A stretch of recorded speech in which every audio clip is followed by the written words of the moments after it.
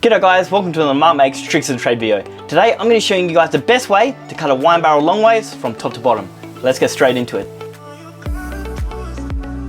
So the main difference about cutting the barrel vertically rather than horizontally is that I'm going to be cutting the metal straps rather than the timber. But before we start cutting anything, there is a couple of important things to consider. Firstly, the placement of the hole of the barrel, where the cork usually goes in. Depending on your project will depend on where you want that to go. So I want to have the hole at the bottom of one of the halves, meaning I'm going to be cutting it in half right around here. The second thing to consider is where halfway is going to be when we cut it in half. These pieces are all different widths. There's not really any rhyme or reason to it. So we're going to have to find the center of the barrel and choose which slats as the edges of either half. So finding the center of the barrel is not too difficult. The top of it is 600mm wide, so I'm going to mark 300 in the center and then move that around 90 degrees and mark 300 in the other direction. Then I'm going to grab a straight edge and find the slats where it lines up with either side and the cross going right through the center.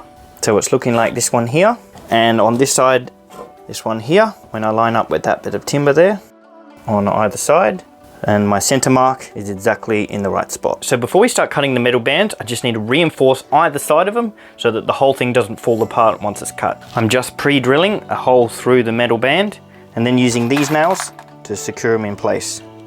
You can also use screws, but I found these nails give it a really nice finish and aren't as noticeable as the screw heads.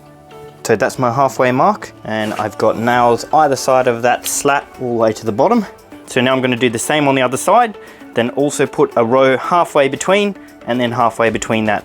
Alrighty, checking in now with all the nailing done. I've ended up dividing the barrel into 8 sections and doing a row on each, just to make sure that those bands are properly reinforced before I cut them. But I'm just going to do one more final thing before I start cutting, and that's grab these tie down straps, secure one at the top and one at the bottom, and that's just going to keep all the pressure and the barrel maintaining the shape while the bands are being cut. So I'm going to get the grinder, making sure I'm carefully cutting the steel bands only, so I don't end up cutting and burning the wood.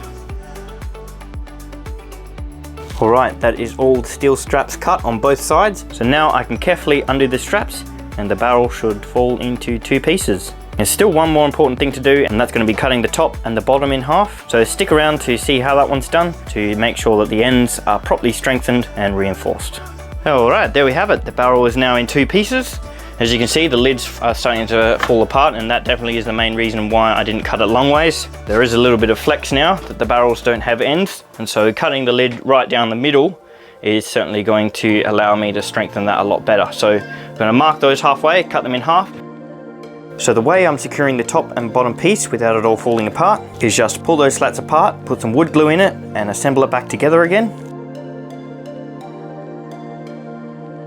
Get those end pieces in, and then I'm using the straps once more to pull both edges nice and tight together, using a mallet to just push them in nice and tight, and then I'm getting a screw on an angle on either side, and that's going to hold it in place before we undo the strap again.